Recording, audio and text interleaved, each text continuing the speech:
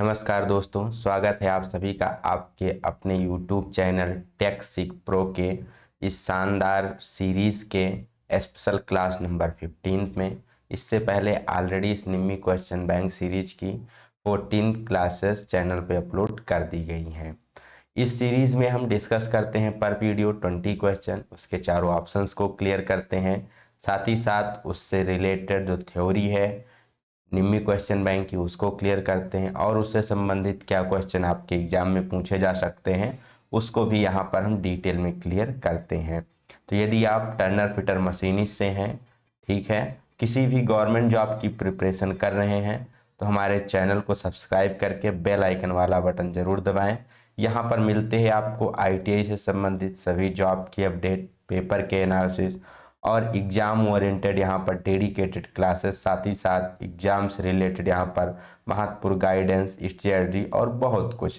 तो चलिए आज की वीडियो को स्टार्ट करते हैं। अगर आपने पिछली वीडियोस को नहीं देखा है तो डिस्क्रिप्शन में लिंक दिया गया है, वहाँ से जा कर के आप पिछली वीडियोस को देख सकते हैं। क्योंकि जो पिछली वीडियोस होती हैं उसमें बहुत सारे ऐसे टॉपिक्स होते हैं, ऐसे कंसेप्ट होते हैं जो ऑलरेडी क्लियर किए गए होते हैं, जिसको हम यहाँ पर उस पर ज़्यादा टाइम वेस्ट न करके नए नए कंसेप्ट को यहाँ पर हम डिस्कस करते हैं। सारी क्लासेस एक दूसरे से इंटरलिंक होती हैं, इसलिए पिछले वीडियोस को देखना बहुत ही ज़रूरी होता है। तो आज का पहला क्वेश्चन है, what is the name of part mark as X. यहाँ पर आप देख रहे हैं, यहाँ पर एक आपको ड्रिल का एक अटैचमेंट दिखाया गया है, एक एसेसरीज दिखाई गई है। पूछा गया है कि इसका नाम क्या है, जो पार्ट एक्स से मार्क किया गया पार्ट है। तो जब हम बात करते हैं ड्रिल एसेसरीज में तो कई सारी आती हैं, आर्बर, चक, की, स्लीप, सॉकेट, डिफरेंट टाइप की एसेसरीज आती हैं। तो इसका क्या नाम है, तो इसे हम कहते हैं आर्बर। ठीक है, इसका डिटेल नाम क्या है, तो इसे हम कहते हैं आर्बर। आर्बर का यूज क्या होता है इसको हम देखते हैं सब्सिक्वेंट स्लाइड्स में। तो जैसा कि आप सभी को पता है, जब भी आपको ड्रिल करना है तो ड्रिल बिट को हमें क्या करना होता है, ड्रिलिंग मशीन में होल्ड करना होता है। ठीक है, और उसको इस प्रकार से होल्ड करना है कि वो टाइटली होल्ड हो, वाइब्रेशन ना हो, वहाँ पर कोई कंपन ना हो जब वो रोटेट करे, नहीं तो वहाँ पर आपका जो होल है एक्यूरेट साइज में नहीं बनेगा। तो उसको अच्छे से वहाँ पर पकड़ने के लिए कई सारी एसेसरीज प्रयोग की जाती हैं। ठीक, जो कॉमन ड्रिल होल्डिंग डिवाइसेस है उसमें चक हो गया, स्लीव हो गया और सॉकेट हो गया, इन तीनों का प्रयोग किया जाता है। अब ड्रिल चक का प्रयोग कब करते हैं, तो जो स्ट्रेट साइन की ड्रिल होती है, बात किया जाए तो 12.7 mm तक की, या एग्जाम में आपके दिया जा सकता है 13 mm तक की। तो जो इस साइज की ड्रिल बिट्स होती है इसको डायरेक्टली हम क्या कर सकते हैं, ड्रिल चक में होल्ड कर सकते हैं, क्योंकि इनकी सैंक क्या होती है, स्ट्रेट होती है। यहाँ पर आप देख सकते हैं जो ये सैंक है ड्रिल बिट की कैसी है, स्ट्रेट शेप में है, तो इसको हम चक में होल्ड कर सकते हैं। अब चक को हम कैसे होल्ड करते हैं, तो चक को भी हम बेसिकली आर्बर के द्वारा, किसके द्वारा, चक को हम आर्बर के द्वारा, जो यहाँ पर ड्रिल मशीन का स्पिंडल होता है उसमें होल्ड किया जा सकता है। ठीक है, अब ड्रिल को यहाँ पर कसने के लिए, मतलब ओपन करने के लिए, क्लोज करने के लिए किसका प्रयोग की जाता है, चक्की का प्रयोग की जाता है, जिसको यहाँ पर आप देख पा रहे हैं चक्की, इसका प्रयोग किया जाता है ड्रिल को ओपन और क्लोज करने के लिए यहाँ पर चक में। ये किसके आधार पर कार्य करता है, तो पिनियन के आधार पर यह काम करता है। ठीक है, अब यहाँ पर जो हमारा ये चक होता है, इस चक को किसमें होल्ड करने के लिए, जो ड्रिल की मशीन की स्पिंडल है उसमें होल्ड करने के लिए जिस पार्ट का सहारा लिया जाता है वो होता है ये आर्बर। अब आर्बर में यहाँ पर देख पा रहे हैं दो पार्ट है बेसिकली, एक ऊपर वाला पार्ट है, एक नीचे वाला पार्ट है। तो ऊपर वाले पार्ट की जो ये टेपर होती है, ठीक है, जो यहाँ पर टेपर में बना हुआ है, ये जाकर के मशीन के स्पिंडल में फिट हो जाता है। और ये जो यहाँ नीचे वाला आपका टेपर है ये आकर के यहाँ आर्बर की इसमें इंटरनल बॉडी में, इसके अंदर भी मोस्ट टेपर होता है, इसमें आकर के फिट हो जाता है। फिर इस पूरे हम चक को क्या करते हैं, होल्ड कर देते हैं मशीन के स्पिंडल में। तो आशा करते हैं चीज़ें आपको क्लियर हो गई होंगी। ध्यान क्या रखना है कि जो स्ट्रेट सैंक ड्रिल होते हैं उसको किस में पकड़ा जाता है, तो उसमें चक में सीधा डायरेक्ट होल्ड कर सकते हैं। और चक को किस में पकड़ते हैं, तो चक को आर्बर के सहायता के द्वारा फिर हम मशीन के स्पिंडल में होल्ड करते हैं। ठीक, नेक्स्ट यहाँ पर पूछा जाए टेपर सैंक ड्रिल के बारे में। ऐसे ड्रिल जिसका सैंक क्या होता है, टेपर होता है, उसको हम कैसे पकड़ते हैं, तो वहाँ पर वो आपकी क्या नाम है, उसको हम चक में होल्ड करने की ज़रूरत नहीं होती, हम डायरेक्टली उसको मशीन के स्पिंडल में होल्ड कर सकते हैं, क्योंकि उसमें क्या होती है, उसमें भी वहाँ पर टेपर पाया जाता है। किस प्रकार का टेपर पाया जाता है, तो यह टेपर होता है हमारा मोर्स टेपर। ये भी आपको ध्यान में रखना है। ड्रिल का चाहे स्पिंडल हो, स्लीव हो, सॉकेट हो, इस सब पर कौन सा टेपर पाया जाता है, तो मोर्स टेपर पाया जाता है। इसकी साइज क्या होती है, कई बार एग्जाम में पूछी जाती है, तो MT1 से MT5 मोर्स टेपर 1 से मोर्स टेपर 5 के रेंज का यहाँ पर ड्रिल के सैंक पर टेपर देखने को मिलता है। अब कई बार केस में क्या है कि मान लीजिए अगर आपका जो ड्रिल का स्पिंडल है उस साइज की ड्रिल है तो फिट हो गई। कई बार आपके जो ड्रिल की साइज है सैंक की वो स्पिंडल के साइज से बड़ी होती है या फिर छोटी होती है, तो उसके लिए हम क्या करते हैं, एक्स्ट्रा एसेसरीज का प्रयोग करते हैं। यदि जो ड्रिल का जो सैंक का साइज है, टेपर सैंक का साइज है, वो मशीन के स्पिंडल से क्या है, बड़ा है, बिगर है, तो उसके लिए किसका प्रयोग किया जाता है, तो उसके लिए यहाँ पर सॉकेट का प्रयोग किया जाता है। और यदि क्या है, वो छोटा है, जो ड्रिल का स्पिंडल, जो बेसिकली ड्रिल का आपका साइज है वो क्या है, मशीन के स्पिंडल के साइज से क्या है, छोटा है, तो उस केस में किसका प्रयोग करेंगे, तो उस केस में प्रयोग किया जाता है स्लीव का। ठीक, स्ट्रेट सैंक ड्रिल किस में होल्ड किए जाते हैं, डायरेक्टली आपका चक में होल्ड किए जाते हैं। टेपर सैंक स्पिंडल में होल्ड किए जाते हैं। अगर सैंक का साइज बड़ा है स्पिंडल के साइज से तो किसका प्रयोग करेंगे, सॉकेट का प्रयोग करेंगे। यदि सैंक का साइज क्या है, छोटा है स्पिंडल, मशीन के स्पिंडल के साइज से, तो उस केस में यहाँ पर स्लीव का प्रयोग किया जाता है। ये भी फिगर आपसे एग्जाम में पूछा जाता है, तो यहाँ पर आप देख पा रहे हैं ये क्या है, ये स्लीव है। बेसिकली एक ही मतलब एक ही पोर्शन इसमें होता है, तो इस प्रकार से आप इसको याद रख सकते हैं। जो यहाँ पर सॉकेट दिखाया गया है इसमें बेसिकली 2 पोर्शन है।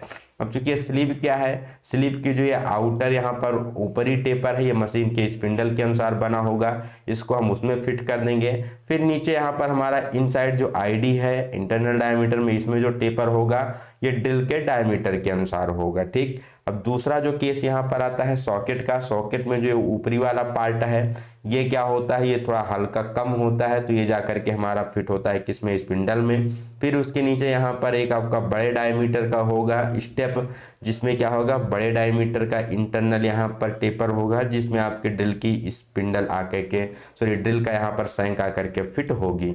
तो अगर केवल सिंगल स्टेज यहाँ पर सिंगल स्टेप में दिया जाए तो आपका स्लीव हो जाता है। यहाँ पर देख सकते हैं चक्की से निकालने के लिए यहाँ पर स्लॉट बना हुआ है। ठीक है, अब जो सॉकेट है इसमें क्या होती है, डबल स्टेप होती है, तो कई बार इसका भी एग्जाम में फिगर दिया जाता है स्लीव का, तो यहाँ पर अक्सर लोग कंफ्यूज हो जाते हैं कि स्लीव है कि सॉकेट है, तो ये भी आप क्लियर कर लीजिए। अब फाइनली यहाँ पर एक और क्वेश्चन पूछा जाता है कि जो ड्रिल है, ड्रिल बिट है, इसको निकालने के लिए मशीन के स्पिंडल से, या फिर सॉकेट को या फिर स्लीव को मशीन के स्पिंडल से निकालने के लिए किसका प्रयोग किया जाता है, तो हम प्रयोग करते हैं ड्रिल ड्रिफ्ट का। यहाँ पर आपको फिगर में दिखाया गया है drill drift basically mild steel की बनी होती है।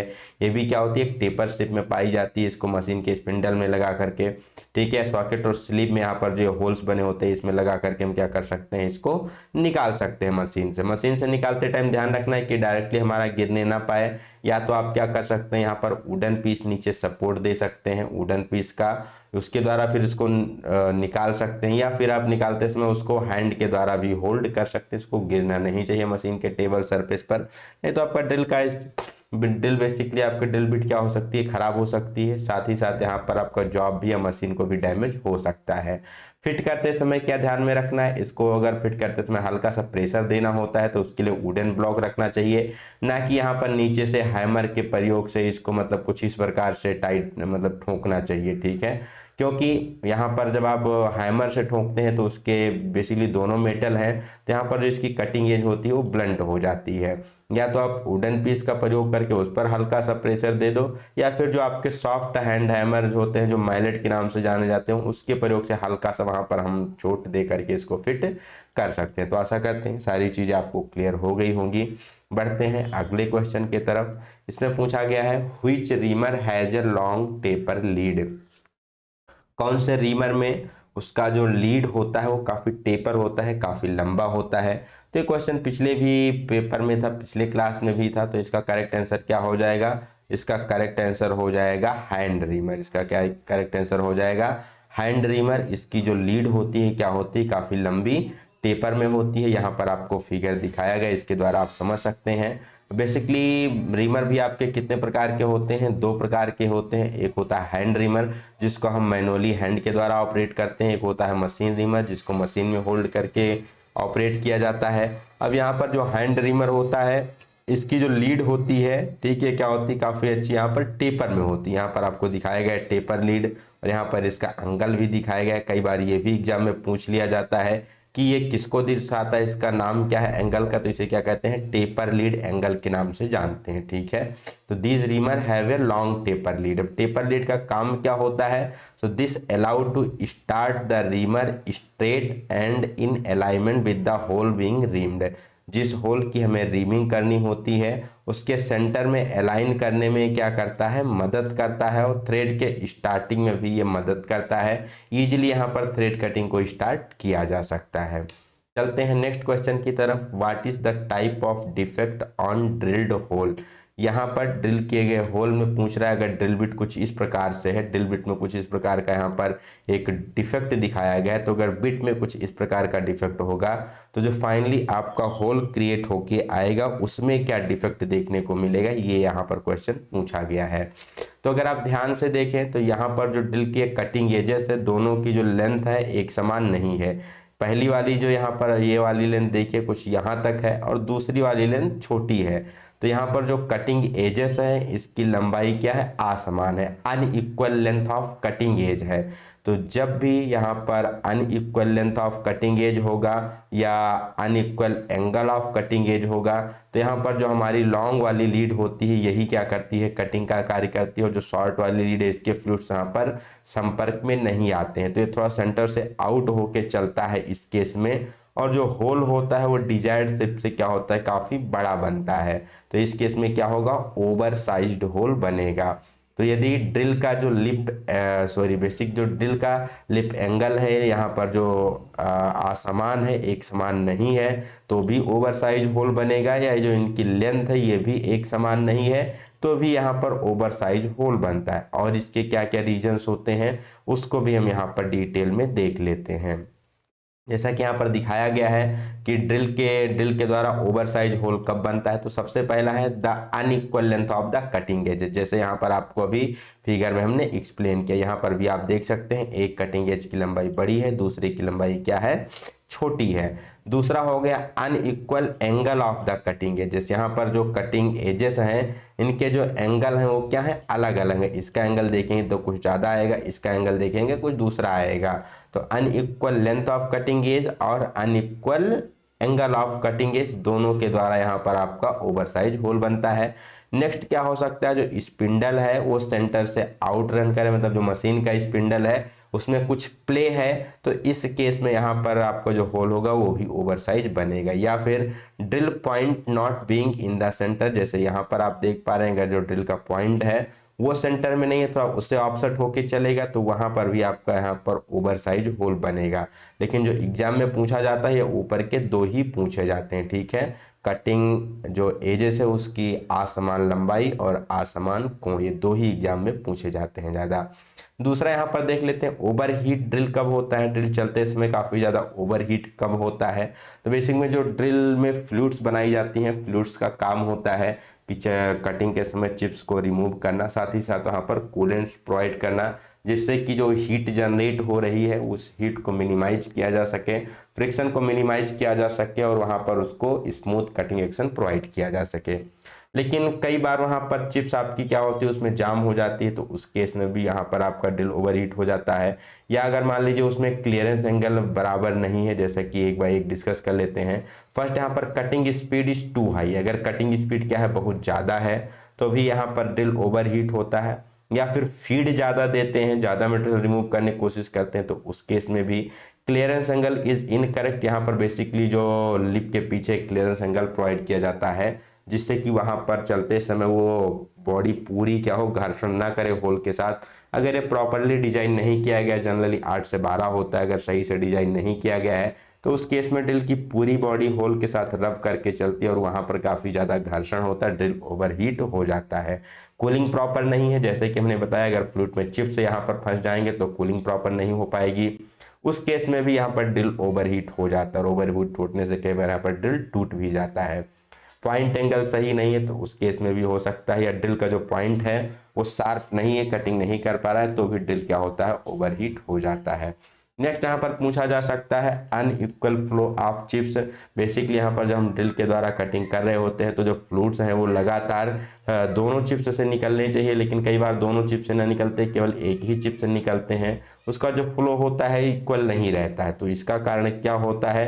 तो बेसिकली एक ही कारण होता है, the cutting edges are not equal and the point angle is not in the centre of the drill. यहाँ पर basically unequal flow of chips कब होगा? जब कटिंग एज है उसकी लंबाई क्या है, वो इक्वल नहीं है और उसका जो पॉइंट एंगल है वो सेंटर में नहीं है। ठीक है, the point angle is not in the centre of drill, then it will cause unequal flow of chips. क्योंकि उस कंडीशन में केवल एक ही फ्लूइड कटिंग का कार्य करता है और जिस फ्लूइड से कटिंग का कार्य होता है उसी के द्वारा यहाँ पर चिप्स बाहर निकलती रहती है। ब्रोकन ड्रिल के क्या रीजन हो सकते हैं? कटिंग स्पीड ज़्यादा है, फीड स्पीड ज़्यादा है, वहाँ पर वर्कपीस को प्रॉपरली होल्ड नहीं किया गया है, ड्रिल को होल्ड नहीं किया गया प्रॉपरली, ड्रिल का पॉइंट यहाँ पर शार्प नहीं है, पॉइंट एंगल करेक्ट नहीं है, कूलिंग सफिशियंट नहीं है, या फ्लूइड के बीच में चिप्स फंस जाती है। तो इस सारे कारण से यहाँ पर ड्रिल क्या हो सकता है? टूट सकता है, या उसकी वेब क्या हो सकती है? खराब हो सकती है। चलते हैं नेक्स्ट क्वेश्चन की तरफ। What is the defect if pores of the grinding wheel get closed? यहाँ पर अगर ग्राइंडिंग व्हील के जो छिद्र हैं वो बंद हो जाएं तो क्या दोष होगा? बेसिकली जो ग्राइंडिंग व्हील होता है इसमें क्या होते हैं, जो बॉन्ड होते हैं इनके बीच में क्या होता है, एब्रेसिव कणों के बीच में कुछ यहाँ पर गैप होता है। तो अगर इसी गैप में क्या है, कटिंग करते समय जो मेटल के चिप्स हैं वो आकर इसमें फंस जाएं और एक गैप भर जाए तो इस दोष को क्या कहा जाता है? तो इस दोष को लोडिंग के नाम से जाना जाता है। ठीक है, तो जब इस सॉफ्ट मेटेरियल वगैरह कटिंग करते हैं तो उसके पुअर आके यहाँ पर फंस जाते हैं, इसको लोडिंग कहते हैं। ग्लेजिंग क्या है, ये ड्रेसिंग क्या है, इस सब को हम एक बाय एक करके यहाँ पर डिस्कस कर लेते हैं। तो सबसे पहले यहाँ पर तो अभी क्वेश्चन में पूछा गया था लोडिंग के बारे में, कब होता है बेसिकली लोडिंग? तो लोडिंग की प्रक्रिया जब होती है जब हम क्या करते हैं, काफ़ी सॉफ्ट मटेरियल की ग्राइंडिंग कर रहे होते हैं, जैसे एल्युमिनियम हो गया, कॉपर हो गया, लेड हो गया। इसकी ग्राइंडिंग के समय जो इसके मेटल पार्टिकल होते हैं, छोटे छोटे चिप्स होते हैं, यहाँ पर ग्राइंडिंग व्हील के पोर्स के बीच में आकर के फंस जाते हैं, तो जिससे यहाँ पर लोडिंग का डिफेक्ट देखने को मिलता है और कटिंग व्हील प्रॉपर यहाँ पर कटिंग का काम नहीं करता है। नेक्स्ट यहाँ पर ग्लेजिंग क्या होती है, काफ़ी टाइम कटिंग के बाद जो यहाँ पर सरफेस होती है ग्राइंडिंग व्हील की, ये क्या हो जाती है, स्मूथ हो जाती है, काफ़ी चिकनी हो जाती है, शाइनिंग अपीयरेंस देने लगती है। तो इस कंडीशन में भी ये कटिंग का काम नहीं करती और इसे क्या कहा जाता है, ग्लेज्ड ग्राइंडिंग व्हील के नाम से जाना जाता है। इस कंडीशन में इसके जो कटिंग एजेस होते हैं क्या हो जाते हैं, ब्लंट हो जाते हैं और एब्रेसिव ग्रेन कटिंग का काम नहीं कर पाते हैं। ड्रेसिंग क्या होती है, तो बेसिकली इस लोडिंग और ग्लेजिंग हुए व्हील के जो कटिंग एक्शन होते हैं उस कटिंग एक्शन को सही करना, रीस्टोर करना, उसके दांतों के जो यहाँ पर शार्पनेस है उसको रीस्टोर करना ही क्या कहलाता है, ड्रेसिंग कहलाता है। ठीक है, तो ड्रेसिंग में चाहे वो लोडिंग का डिफेक्ट हो या ग्लेजिंग का डिफेक्ट हो, दोनों को यहाँ पर सही किया जाता है। जो ब्लंट ग्रेन्स हैं उसके स्थान पे यहाँ पर नए ग्रेन्स उभारे जाते हैं, नई कटिंग है जहाँ पर डेवलप की जाती है, जिससे कि यहाँ पर फिर से ये इफेक्टिवली कटिंग का काम कर सके। तो इसको क्या कहा जाता है, ड्रेसिंग कहा जाता है। मतलब ग्लेजिंग और लोडिंग के दोष को सही करना क्या है, ड्रेसिंग है। ट्रिंग क्या है, ट्रिंग भी बेसिकली यहाँ पर कई बार एग्जाम में पूछा गया, काफी मोस्ट इंपॉर्टेंट है, एक टर्मिनोलॉजी है। Truing refers to shaping of the wheel to make it run concentric with the axis. When a new grinding wheel is mounted, it must be trued before use। Basically जब भी हम कोई नई grinding wheel लेते हैं उसको mount करते हैं मशीन के स्पिंडल पर, तो रन करने से पहले उसे में देखना होता है कि मशीन के स्पिंडल के क्या है, कंसेंट्रिक में सेंटर में रन कर रही है या नहीं कर रही। तो इसके लिए यहाँ पर जो प्रक्रिया की जाती है वो कहलाती है ट्रिंग। और कई बार ये प्रक्रिया ओल्ड ग्राइंडिंग व्हील पर भी की जाती है, चूँकि काफ़ी ज़्यादा लंबा यूज के बाद वहाँ पर हमारी ओल्ड व्हील होती है उसको भी बैलेंसिंग की ज़रूरत पड़ती है, वो भी सेंटर से थोड़ा आउट रन करने लगती है, तो उसको भी बैलेंस करने के लिए यहाँ पर ट्रिंग की प्रोसेस की जाती है। बेसिकली ट्रिंग और ड्रेसिंग दोनों यहाँ पर साथ साथ ऑपरेशन भी किए जा सकते हैं। Next question, which cast iron has the ability to reduce vibration and tool chattering in the machine tool. तो अपने पिछले वीडियो में हमने कास्ट आयरन के जितने भी टाइप ऑफ कास्ट आयरन थे, grey cast iron, white cast iron, nodular cast iron, malleable cast iron, इसको काफ़ी अच्छे से डिस्कस किया हुआ है। तो यहाँ पर हमने देखा था जो ग्रे कास्ट आयरन होता है इसमें बेसिकली प्रॉपर्टी होती है कि ये क्या कर सकता है, जब भी मशीन टूल में कंपन होता है, वाइब्रेशन होता है, चैटरिंग होता है, इसको ये कम करने का काम करता है। कौन करता है? तो ये होता है ग्रे कास्ट आयरन। इसको हम देख लेते हैं डिटेल में, इसकी और क्या क्या यहाँ पर प्रॉपर्टीज होती हैं। तो सबसे पहले आपको पता होना चाहिए कास्ट आयरन क्या है। तो कास्ट आयरन कार्बन और आयरन का क्या होता है? एलॉय होता है। सिलिकॉन बेसिकली इसमें उपस्थित होती है। कार्बन की परसेंटेज पूछी जाती है तो 2 से लेकर 4% तक यहाँ पर कार्बन उपस्थित होता है। अब जो ग्रे कास्ट आयरन की प्रॉपर्टी होती है, सबसे जो मोस्ट इंपॉर्टेंट है यहाँ पर, तो ग्रे कास्ट आयरन का बेसिकली हम प्रयोग करते हैं मशीन के पार्ट्स बनाने के लिए। क्यों करते हैं? क्योंकि इसे इजीली मशीन्ड किया जा सकता है, इसलिए इसका प्रयोग बेसिकली कास्टिंग वगैरह के जो भी मशीन के पार्ट्स हैं उसके द्वारा यहाँ पर इसको बनाने के लिए प्रयोग किया जाता है। नेक्स्ट, मशीन बेस हो गए, टेबल हो गए, स्लाइड बेस हो गई, ये सब किससे बनी होती है? कास्ट आयरन से बनी होती है, क्योंकि इसमें डायमेंशनल एक्यूरेसी काफ़ी अच्छी होती है। क्योंकि काफ़ी लंबे समय तक इसकी हम क्या करते हैं? As hardening. As hardening nothing but काफ़ी लंबे टाइम तक इसको हम बाहर एटमॉस्फेयर में एक्सपोजर के लिए छोड़ देते हैं। तो डिफरेंट टाइप ऑफ एटमॉस्फेयर को यहाँ पर क्या करता है? एक्सपोज्ड होता है, बहुत सारे वातावरण को यहाँ पर सहता है, जिसके कारण यहाँ पर इसमें डायमेंशनल एक्यूरेसी स्टेब्लिश हो जाती है। बिकॉज ऑफ ग्रेफाइट कंटेंट, इसमें क्या होता है? ग्रेफाइट कंटेंट होता है, इसके कारण इसका प्रयोग कहाँ किया जाता है? एक्सीलेंट बेयरिंग और स्लाइडिंग वाली सरफेस बनाने के लिए इसका प्रयोग किया जाता है। The melting point is lower than steel and as grey cast iron process good fluidity intricate casting can be made. इसका यहाँ पर जो स्टील के कंपेयर में बात की जाए तो मेल्टिंग पॉइंट कम है, फ्लूइडिटी काफ़ी अच्छी होती है, इसलिए यहाँ पर जो जटिल कास्टिंग होती हैं, ठीक, काफ़ी डिफिकल्ट कास्टिंग होती है, उनको बनाने के लिए भी इसका प्रयोग यहाँ पर किया जाता है।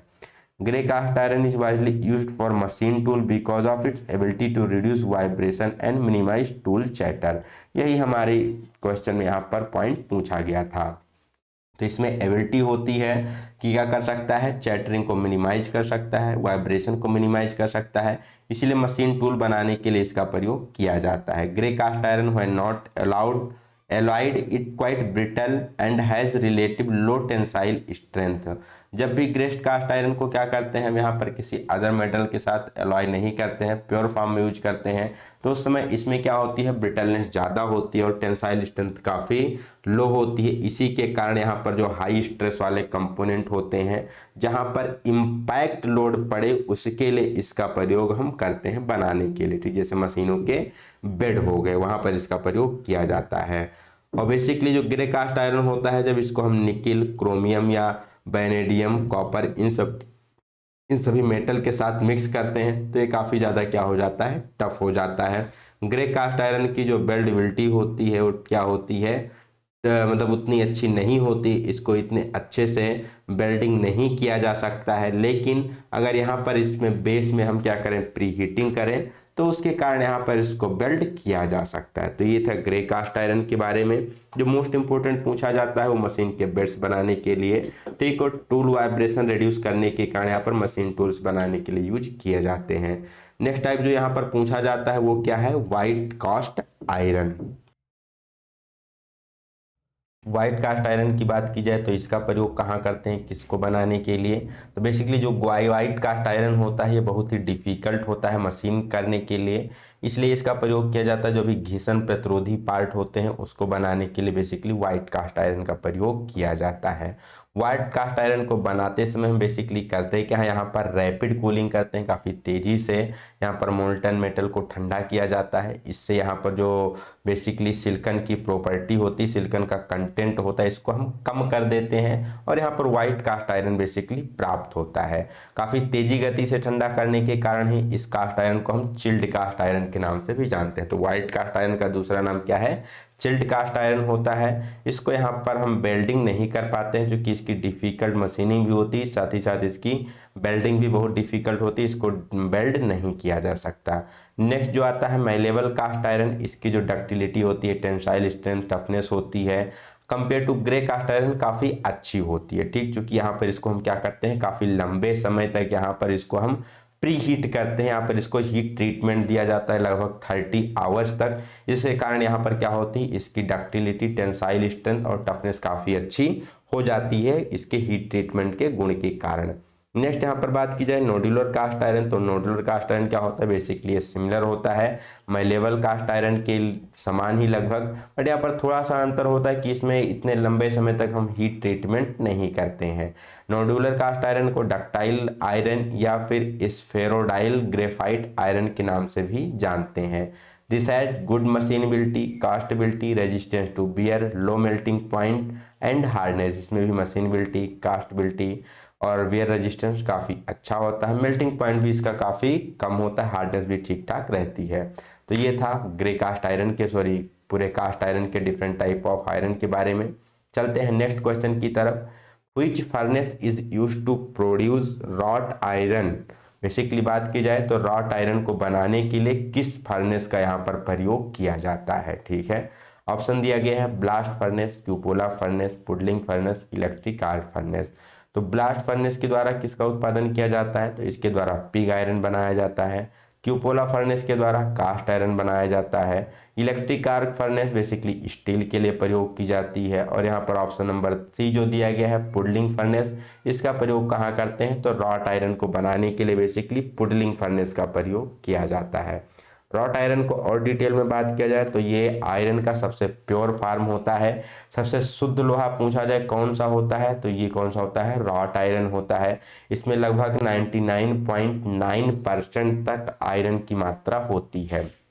जो अशुद्धि होती है, कार्बन की मात्रा बहुत ही कम होती है, 0.01% तक यहाँ पर कार्बन की मात्रा लगभग पाई जाती है। अब इसको बनाने के लिए बेसिकली दो मेथड प्रयोग किए जाते हैं। पुडलिंग प्रोसेस प्रयोग की जाती है, दूसरी एस्टन या बायर प्रोसेस के द्वारा भी इसको यहाँ पर बनाया जाता है। बट बेसिकली जो सबसे ज़्यादा यूज की जाती है वो कौन सी है, पुडलिंग प्रोसेस होती है। पुडलिंग प्रोसेस में किस प्रकार से इसको बनाते हैं, तो wrought iron is manufactured by refining pig iron. Basically जितने भी यहाँ पर आयरन होते हैं, चाहे वो ग्रे कास्ट आयरन हो, nodular cast iron, malleable cast iron या फिर आपका रॉट आयरन हो, ये सभी किसके द्वारा बनाए जाते हैं, पिग आयरन के द्वारा ही बनाए जाते हैं। क्योंकि यहाँ पर जो आयरन के ओर होते हैं उसके द्वारा सबसे पहले उसको हम ब्लास्ट फर्नेस में स्मेल्टिंग करके क्या बनाते हैं, पिग आयरन बनाते हैं। अब पिग आयरन का ही प्रयोग किया जाता है डिफरेंट टाइप के आयरन को बनाने के लिए। तो क्या करता है, एज ए रॉ मटेरियल के रूप में वर्क करता है। By refining pig iron silicon is removed completely. तो बेसिकली जब हमने ग्रे का आयरन की बात की थी, कास्ट आयरन की, तो उसमें सिलिकॉन उपस्थित था। अब यहाँ से जब हम सिलिकॉन को रिमूव कर देते हैं तो यहाँ पर जो इसका फास्फोरस कंटेंट होता है वो भी क्या होता है, रिमूव हो जाता है। और ग्रेफाइट बेसिकली जो क्या होता है, कंबाइंड अवस्था में चला जाता है। बेसिकली जब हम कास्ट आयरन की बात करते हैं तो कई बार आपसे एग्जाम में पूछा जाता है कि कास्ट आयरन की मशीनिंग करते समय किसी प्रकार के कूलेंट की ज़रूरत नहीं पड़ती है, हमें लुब्रिकेंट की ज़रूरत नहीं पड़ती है। क्यों, तो बेसिकली उसमें फ्री ग्रेफाइट होता है जो कि क्या करता है, सेल्फ लुब्रिकेशन का काम करता है। अब यहीं पर जब हम सिलिकॉन कंटेंट को रिमूव करते हैं, फास्फोरस रिमूव करते हैं, तो जो हमारा एक ग्रेफाइट होता है किस अवस्था में आता है, कंबाइंड फेज में आता है। ठीक, तो यहाँ पर जब आप रॉट आयरन वगैरह की मशीनिंग करते हैं तो यहाँ पर आपको कूलेंट की ज़रूरत पड़ती है। तो ये प्रोसेस बेसिकली क्या होती है, पुडलिंग फर्नेस में होती है। पुडलिंग फर्नेस में बेसिकली हम करते क्या है, यहाँ पर हम बेसिकली लेते हैं पिग आयरन को एज ए रॉ मटेरियल के रूप में। ठीक, जैसे यहाँ पर आप देख पा रहे होंगे, यहाँ पर रखी गई हैं चीज़ें, ठीक है, यहाँ पर ओर्स रखे गए हैं। बेसिकली जो एस्क है, एस्क नहीं कह के आप कह लीजिए रॉ मटेरियल, जैसे पिग आयरन हो गया, तो पिग आयरन को यहाँ पर रखा गया है। अब पिग आयरन से हमें क्या करना है, वहाँ पर सिलिकॉन और फास्फोरस की अशुद्धि को निकालना है। जो आपका रिफाइंड होकर आयरन आएगा वही रॉट आयरन हो गया। यहाँ पर ध्यान क्या रखना है कि पुडलिंग फर्नेस में जो ओर होता है डायरेक्टली हीट के कांटेक्ट में नहीं आता है। हीट आपकी यहाँ नीचे होती है, यहाँ पर एक लेयर लगी होती है रिफ्रैक्टरी की, तो ये डायरेक्टली आपका यहाँ पर जो भी आपका रॉ मटेरियल है ये आपके इसके संपर्क में, डायरेक्टली हीट के संपर्क में नहीं आता। ये चीज़ ध्यान में रखनी है। इस फिगर में आपको क्या दिखाया गया, तो यहाँ पर micro structure of wrought iron दिखाया गया है। कैसा होता है, फाइब्रस होता है। इसका यहाँ पर ग्रेन स्ट्रक्चर देख लेते हैं किस शेप में होता है, तो फाइबर शेप में इसका ग्रेन स्ट्रक्चर होता है। ये भी आपका पूछा जा सकता है। कास्ट आयरन का कैसा होता है, क्रिस्टलाइन स्ट्रक्चर होता है। दूसरा जो एस्टन प्रोसेस होती है, एस्टन प्रोसेस में हम क्या करते हैं, पिग आयरन को बेसिकली कंप्लीटली हम मेल्ट करते हैं। ठीक, और स्टील स्क्रैप के साथ इसको रिफाइंड किया जाता है और यहाँ पर एस्टन प्रोसेस के द्वारा बेसेमर कन्वर्टर में यहाँ पर प्राप्त किया जाता है रॉट आयरन। लेकिन सबसे ज़्यादा किसका प्रयोग करते हैं, पुडलिंग प्रोसेस का प्रयोग करते हैं। नेक्स्ट क्वेश्चन की बात की जाए, which ore is used to extract zinc, तो जिंक निकालने के लिए किस अयस्क का उपयोग किया जाता है, या इसी को दूसरे तरीके से पूछा जा सकता है कि जिंक का अयस्क क्या होता है, या जिंक का निष्कर्षण किस अयस्क के द्वारा किया जाता है। तो ये आप सभी को क्लियर होना चाहिए कि कई बार एग्जाम में यहाँ पर डिफरेंट टाइप के यहाँ पर आपके मेटल्स के अयस्क पूछे जाते हैं। तो जिंक किसके द्वारा निष्कर्षित किया जाता है, कैलेमाइन के द्वारा। बॉक्साइट किसका अयस्क है, तो आप सभी को पता होना चाहिए बॉक्साइट किसका होता है, एल्यूमिनियम का होता है। ठीक है, बॉक्साइट किसका, एल्यूमिनियम है। पिछले क्वेश्चन में हमने आयरन के डिस्कस किए थे, जैसे हेमेटाइट हो गया, हेमेटाइट हो गया। ठीक है, और अगर वहीं पर आपको पाइराइट दे दिया जाए तो किसका हो गया, तो पाइराइट आपका कॉपर का अयस्क हो गया।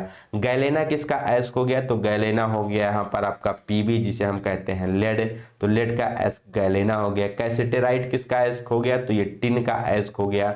तो आपको जो भी मेटल के अयस्क हैं ये भी ध्यान में रखने होते हैं। ठीक, bauxite aluminium, galena lead, calamine zinc, cassiterite tin का हो गया, पाइराइट्स कॉपर के हो गए, हेमेटाइट किसके हो गए, तो हेमेटाइट हो गया आपका आयरन का अयस्क। डिटेल में देख लेते हैं यहाँ पर जिंक की कि जिंक की और क्या क्या यहाँ पर प्रॉपर्टीज हैं जो एग्जाम में पूछी जाती हैं।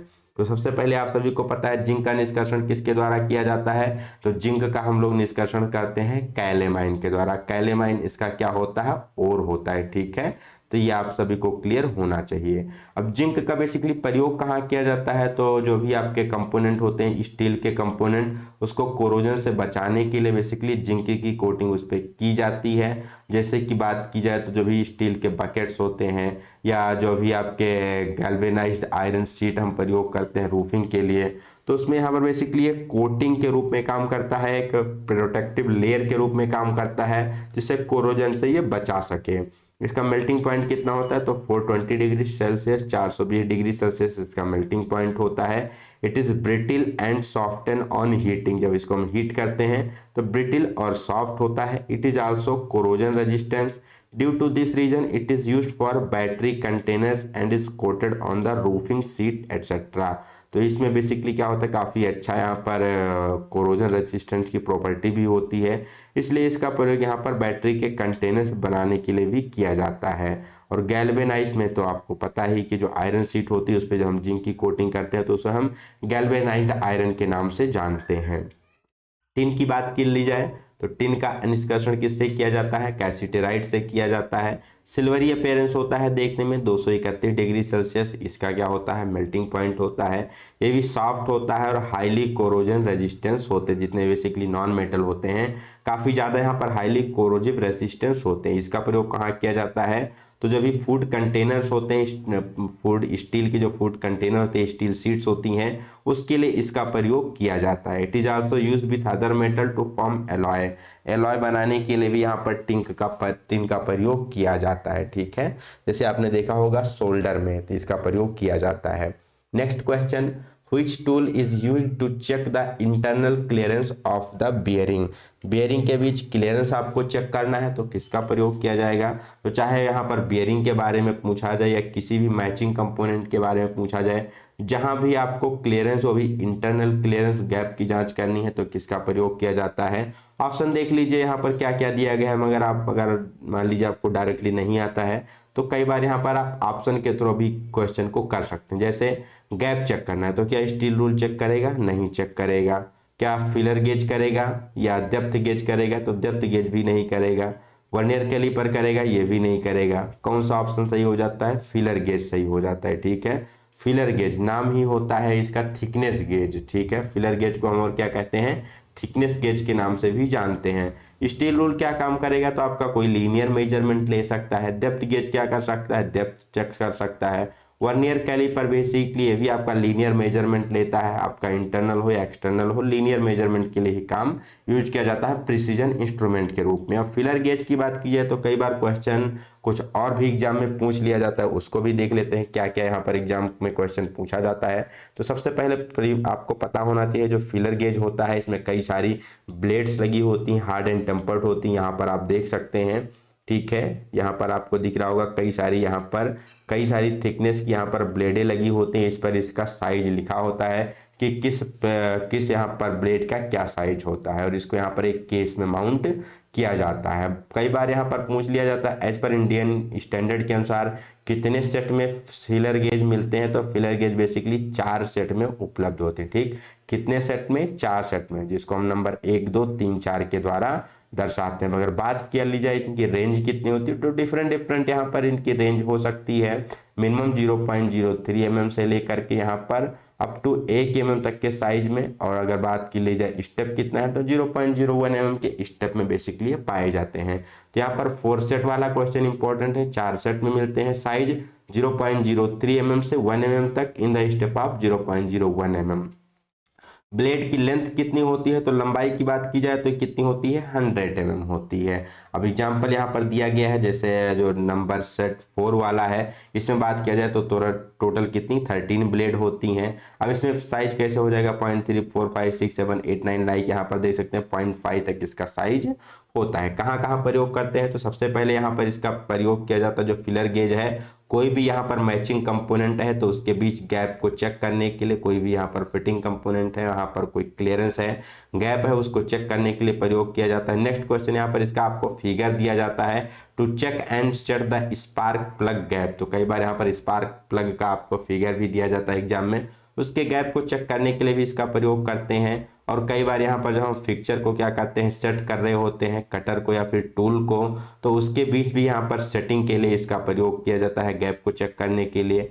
Next to check the major bearing clearance, जब हम बियरिंग को यहाँ पर माउंट करते हैं तो उसके बीच जो क्लियरेंस होता है उसको भी चेक करने के लिए यहाँ पर इसका प्रयोग किया जाता है। तो आशा करते हैं क्वेश्चन क्लियर हो गया होगा। बढ़ते हैं अपने नेक्स्ट क्वेश्चन की तरफ। नेक्स्ट क्वेश्चन में पूछा गया है what is the name of part mark as X. तो यहाँ पर एक्स से मार्क किए गए पार्ट को आपको दिखाना है, ठीक है, बताना है कि बेसिकली क्या है।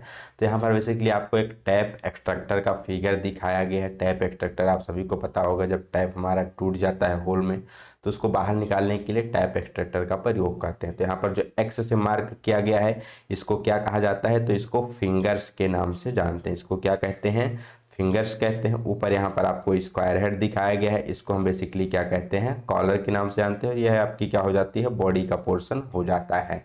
सबसे नीचे यहाँ पर क्या होती है, फिंगर्स होती है। ठीक, इसको हम डिटेल में देख सकते हैं। तो यहाँ पर आप इसका फिगर देख सकते हैं टैप एक्सट्रैक्टर का। तो सबसे ऊपर क्या हो गया, स्क्वायर हेड हो गया बेसिकली, जिसको हम क्या करते हैं, प्रयोग करते हैं रिंच के द्वारा open close clockwise anti clockwise घुमाने के लिए। फिर यहाँ पर पुश डाउन और कॉलर हो गया, ये आपका मेन कॉलर हो गया, ये होगी फिंगर। टोटल बात कर ली जाए तो इसको हम क्या कह देंगे, बॉडी कह देंगे। ठीक, तो बहुत ही आपका डेलिकेट टूल होता है, बहुत ही केयरफुली इसको यूज करना होता है। प्रयोग कहाँ करते हैं, तो टूटे हुए टैप को निकालने के लिए इसका प्रयोग किया जाता है। ठीक है, तो मान लीजिए कोई ये होल है, इसमें टैप टूट गया है, ठीक है, सरफेस के थोड़ा सा पास में, तो इसको हम इंसर्ट करते हैं और कॉलर्स की मदद से यहाँ पर जो फिंगर्स होती है इसको आपस में क्लोज करके टैप पर यहाँ पर इसको हम टाइट करते हैं और इसको फिर एंटी क्लॉकवाइज डायरेक्शन में घुमाकर टैप को बाहर निकाल लिया जा सकता है। ठीक है, तो ये है इसका बेसिकली वर्किंग प्रिंसिपल। चलते हैं नेक्स्ट क्वेश्चन की तरफ। What is the angle of Acme thread. Acme thread का एंगल कितना होता है, तो आप सभी को पता है, बहुत ही कॉमन क्वेश्चन है। एक्मे थ्रेड का एंगल कितना होता है, तो 29 डिग्री एक्मे थ्रेड का एंगल हो जाता है। 45 किसका हो गया, बट्रेस थ्रेड हो गया। 55 क्या हो गया, बीएसपी बीएसडब्ल्यू बीएसएफ का हो गया। 66 किसी का नहीं होता है, 60 डिग्री यहाँ पर होता है बी थ्रेड। ठीक, या फिर मेट्रिक थ्रेड का एंगल होता है 60 डिग्री। इसको भी डिटेल में देख सकते हैं। यहाँ पर थ्रेड के बारे में अगर आपसे पूछा जाए तो सबसे पहले जो क्वेश्चन यहाँ पर आता है स्क्वायर थ्रेड के बारे में आपको पूछा जा सकता है। यहाँ पर इसका फिगर दिया गया है, नीचे आप देख सकते हैं। ठीक, तो इसके जो थ्रेड होते हैं, थ्रेड एंड फ्लिंग क्या होते हैं, एक दूसरे के परपेंडिकुलर टू द एक्सिस होते हैं। ठीक, यहाँ पर जैसे आप यहाँ पर इसका स्ट्रक्चर देख पा रहे हैं, कुछ इस प्रकार से ये क्या होती है, शेप में बनी होती है। तो कई बार क्वेश्चन आपसे एग्जाम में दिया जाता है in which thread flanks are perpendicular to the axis of the thread, तो ये कौन सी हो जाएगी, स्क्वायर थ्रेड हो जाएगी। प्रयोग कहाँ पर किया जाता है, तो पावर ट्रांसमिशन के लिए प्रयोग किया जाता है, जैसे स्क्रू जैक, वाइस के स्पिंडल में, क्रॉस स्लाइड में, कंपाउंड स्लाइड में, या फिर जो भी आपका जहाँ पर स्क्रू वाला मैकेनिज्म है और पावर को ट्रांसमिट करना है तो वहाँ पर इसका प्रयोग किया जाता है। ठीक, अब स्क्वायर थ्रेड होती है, इसको हम लिखते कैसे हैं, नॉमिनेट कैसे करते हैं, तो फॉर एग्जांपल जैसे कोई स्क्रू है मतलब कोई थ्रेड है जिसका डायमीटर 60 mm है और पिच क्या है 9 mm है, तो उसको कैसे लिखेंगे, पहले एस क्यू डॉट लिखेंगे, इसका मतलब हो जाएगा स्क्वायर थ्रेड 60 इंटू 9। ठीक, तो एस क्यू 60 इंटू 9, इस प्रकार से कुछ इसको हम क्या करते हैं, दर्शाते हैं। आईएस नंबर की बात की जाए तो 4694-1968, बट ये आपको ध्यान में रखना है कि यहाँ पर जो इसका बेसिकली डायमीटर होता है इनटू यहाँ पर इसको पिच के द्वारा, सबसे पहले यहाँ पर आपको एस क्यू लिखा मिलेगा, तो आप पहचान सकते हैं क्या है, स्क्वायर थ्रेड की बात की गई है। चाहे यहाँ पर बात की जाए डेप्थ की या फिर आपकी विड्थ ऑफ फ्लेट की या फिर विड्थ ऑफ स्पेस की, तो ये सभी क्या होता है 0.5 इंटू पिच होता है। अगर पिच नहीं दिया गया है तो पिच क्या होता है 1/1 नंबर ऑफ थ्रेड होता है, तो यहाँ पर डिवाइड बाई n कर सकते हैं, नंबर ऑफ टीथ यहाँ पर जो थ्रेड पर होते हैं उससे आप क्या कर सकते हैं, डिवाइड कर सकते हैं। ठीक है, नंबर ऑफ जो थ्रेड होते हैं उससे आप क्या कर सकते हैं, डिवाइड कर सकते हैं, चूंकि होती 1/पिच होती है, या फिर 0.5 इंटू पिच कह लीजिए, या फिर 0.5 divide by n means number of thread पर इंच। नेक्स्ट बात किया जाए यहाँ पर एक्मे थ्रेड, जो कि हमारे क्वेश्चन में पूछा गया था।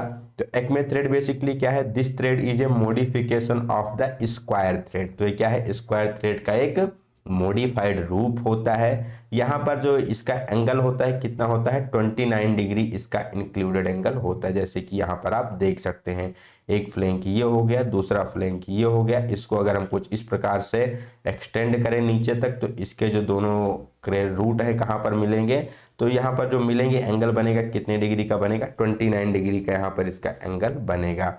तो आपको यहाँ पर फिगर दिया गया है, फिगर से कई बार एग्जाम में क्वेश्चन पूछ लिया जाता है। प्रयोग कहाँ किया जाता है, तो जो एक्मे थ्रेड होती है इसका प्रयोग किया जाता है जो लेथ की लीड स्क्रू होती है उसमें प्रयोग करते हैं। इसके द्वारा काफ़ी इजी इंगेजमेंट और डिसएंगेजमेंट हो सकता है। हाफ नट आप सभी को पता है अप्रैल में लगा होता है, तो इसके द्वारा काफ़ी आसानी से इसको इंगेज किया जा सकता है। नेक्स्ट यहाँ पर पूछ लिया जाता है जो मेट्रिक एक्मे थ्रेड होती है उसका एंगल कितना होता है, तो मेट्रिक एक्मे थ्रेड नाम दे दिया जाए तो उसका एंगल 30 डिग्री होता है। Normal acme thread 29 degree, metric acme thread की बात की जाएगी तो इसका एंगल हो जाएगा 30 डिग्री। अब इसमें यहाँ पर बेसिकली अगर इसका डेप्थ पूछा जाए तो ये होता है 0.5 इंटू पिच। अगर बात कर ली जाए क्रेस्ट की तो 0.3707 इंटू पिच हो जाएगी। रूट भी इसका क्या हो जाएगा 0.3707 इंटू पिच हो जाएगी। नेक्स्ट बात किया जाए बट्रेस थ्रेड के बारे में, तो ये भी बहुत ही मोस्ट इंपॉर्टेंट है। इसका एग्जाम में आपको फिगर कुछ इस प्रकार से दिया जाता है, ठीक है। तो यहाँ पर देख पा रहे होंगे इसका जो एक फ्लैंक है वो क्या है, स्ट्रेट है, और दूसरा क्या है यहाँ पर 45 डिग्री एंगल पर। तो ये डायरेक्ट इस प्रकार से क्वेश्चन भी एग्जाम में पूछा जाता है। In buttress thread one flank is perpendicular to the axis of the thread and the other flank is 45 degree. तो यही क्या होती है, बट्रेस थ्रेड होती है।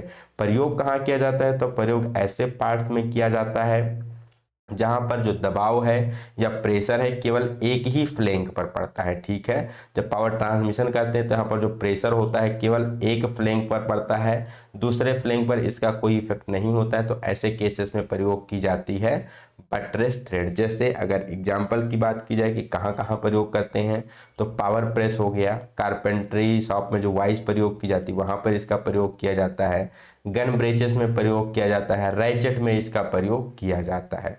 मोस्ट आपको ध्यान क्या रखना है, इसका एंगल कितना होता है 45 डिग्री इसका एंगल होता है। और इसकी डेप्थ भी क्या होती है, बहुत ज़्यादा होती है। थ्रेड की कितनी होती है 0.75 इंटू पिच इसकी क्या होती है, डेप्थ होती है। तो डेप्थ ऑफ थ्रेड कितनी होती है 0.75 into pitch of the thread. Next बात की जाए तो नेक्स्ट यहाँ पर हमारा आता है नकल थ्रेड। नकल थ्रेड की बात की जाए तो इसका बेसिकली जो शेप होता है वो कैसा होता है, राउंडेड शेप, कुछ हाफ राउंड के शेप में होता है, जैसे कि यहाँ पर आप देख पा रहे होंगे। कई सारे इसके पैरामीटर्स भी वहाँ पर दिखाए गए हैं, तो इसको थोड़ा सा हम अलग बनाते हैं। तो कुछ इस सेमी सर्कुलर शेप में जो आपकी कुछ इस प्रकार से बनाई जाती है थ्रेड, इसी को हम क्या कहते हैं, तो इसी को नकल थ्रेड के नाम से जानते हैं, ठीक। तो कुछ इस प्रकार से यहाँ पर आप इसका शेप देख पा रहे होंगे, ठीक। नकल थ्रेड का कैसा होती है, राउंड शेप में होती है। It is used for valve, spindle, railway carriage, coupling, होस पाइप कनेक्शन। सीधा सीधा एग्जाम में पूछा जाता है कौन सी ऐसी थ्रेड है जिसका प्रयोग रेलवे कैरिज के कपलिंग में किया जाता है, तो कौन सी थ्रेड होती है, नकल थ्रेड होती है। या फिर वाल के स्पिंडल पर पूछ लिया जाए, हॉज कनेक्शन में पूछ लिया जाए तो भी कौन सी थ्रेड होती है, नकल थ्रेड होती है। नेक्स्ट क्वेश्चन यहाँ पर पूछा जाता है वार्म थ्रेड से।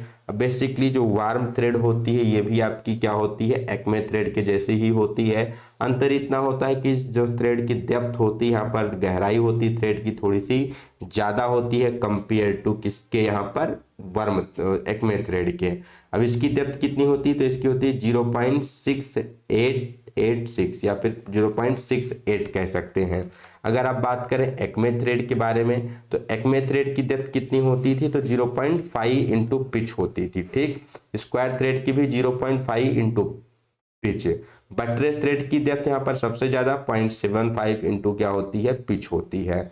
वार्म थ्रेड की 0.68 होती है। वार्म शाफ्ट का यहाँ पर बेसिकली वार्म थ्रेड का प्रयोग कहाँ किया जाता है, तो इसका प्रयोग किया जाता है बेसिकली वार्म व्हील और वार्म शाफ्ट पर। ठीक, जहां पर बेसिकली आपको पावर को ट्रांसमिट करना होता है राइट एंगल पर। क्वेश्चन पूछ लिया जाता है कि किस थ्रेड का प्रयोग वहां पर करते हैं जहां पर आपको जो भी दो शाफ्ट हैं वो एक दूसरे से राइट एंगल पर होती हैं और उनके बीच में पावर को ट्रांसमिट करना होता है। तो इस कंडीशन में किसका प्रयोग किया जाता है, तो ऐसे कंडीशन में प्रयोग किया जाता है वार्म थ्रेड का। दूसरा इसका जो मोस्ट इंपॉर्टेंट यहाँ पर यूज होता है कि बेसिकली इसका प्रयोग किया जाता है स्पीड रिडक्शन के लिए, स्पीड को कम करने के लिए। बहुत ही ज़्यादा स्पीड रिडक्शन इसके द्वारा होता है, 1:500 के रेशियो में ये क्या करता है, स्पीड को रिडक्शन करने का काम करता है। ठीक, चलते हैं नेक्स्ट क्वेश्चन की तरफ। What is the advantage of centre screw in the die stock. तो आप सभी को पता है डाई स्टॉक कहाँ पर प्रयोग करते हैं, तो जब हमें डाई के द्वारा एक्सटर्नल थ्रेड काटनी होती है तो उस केस में डाई को होल्ड करने के लिए जो रिंच प्रयोग की जाती है उसी को क्या कहते हैं, डाई स्टॉक कहते हैं। डाई स्टॉक के प्रयोग में बेसिकली यहाँ पर 3 स्क्रूज लगे होते हैं। तो जो सेंटर स्क्रू होता है उसका काम क्या है, तो ऑप्शन दिया गया है डाई को टाइट करने के लिए या डेप्थ ऑफ कट को एडजस्ट करने के लिए, इंटरनल थ्रेड या एक्सटर्नल थ्रेड को काटने के लिए। तो दोनों बेसिकली गलत ऑप्शन है। इंटरनल एक्सटर्नल थ्रेड को एडजस्ट करने का काम करता नहीं है। यहाँ पर दो में आप कंफ्यूज हो सकते हैं कि डाई को कसने के लिए प्रयोग करते हैं या फिर डेप्थ ऑफ कट को एडजस्ट करने के लिए। तो जो दो साइड के स्क्रू लगे होते हैं उसका प्रयोग किया जाता है डाई को ओपन करने के लिए। सेंटर स्क्रू का प्रयोग किया जाता है डाई को क्लोज करने के लिए। ठीक है, या फिर सॉरी, डाई को ओपन करने के लिए और क्लोज करने के लिए बेसिकली आपके साइड वाले स्क्रू होते हैं। या तो आप कह सकते हो कि डाई को खोलने के लिए इसका प्रयोग करते हैं या फिर डेप्थ ऑफ कट को एडजस्ट करने के लिए भी सेंटर स्क्रू का प्रयोग किया जा सकता है।